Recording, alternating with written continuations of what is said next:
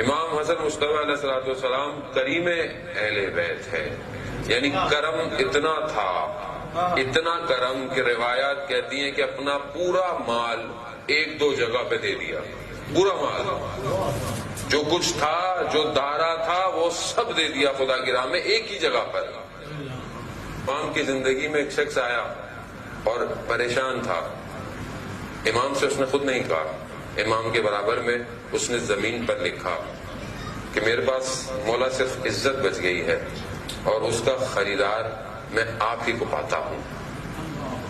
مولا نے اپنے خادم کو بلایا اور جتنا کچھ تھا دے دیا اسے، اور اسے جواب میں کہا کہ دیکھو کبھی بھی اپنی عزت کو کسی کو مت بیچنا۔ عزیزان محترم، ہمیں معاشرے میں خیال کرنا چاہیے، ہم مجبور نہ کریں۔ آپ امام کی سیرت کو اپنی سیرت میں اجاگر کریں، خود اصل میں اس سیرت کا ظہور آپ کے اوپر ضروری ہے۔ میں بھی تو کرم کروں، میرا بھی تو دسترخوان ہو امام حسن کے دسترخوان کے جیسا، میرے گھر پر بھی کوئی سائل آئے۔ مولا کو شخص نے لکھ کر دیا اپنی حاجت کو، دیا، مولا نے حاجت پڑھی نہیں، دے دیا۔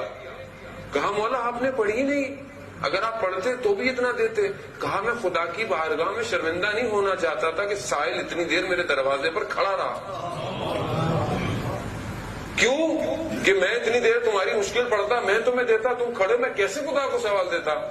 اور میرے پاس کوئی مانگنے والا آ جائے یا میرے پاس کو پتہ چل جائے، آپ نے انکوائری کی، آپ نے یہ کیا، آپ نے چیک کیا؟ سبتے پیغمبر ہے، رسول خدا نے اپنا فرزند کہا، اپنے فرزند کہا، قرآن کی آیتوں کا مصداق ہے امام حسن۔ آپ سوچے چھوٹے سے ہیں کہ جب موبائلہ کی آیت آپ نے سنی، موبائلہ عید موبائلہ پر بلایا گیا، ابنانا ابناؤکم، یعنی تم اپنے بچوں کو لے کر آؤ، ہم اپنے بچوں کو لے کر آتے ہیں۔ امام حسن ان بچوں میں ہیں، یعنی اسلام کے دفاع کے لیے امام حسن بچپن سے حاضر ہیں۔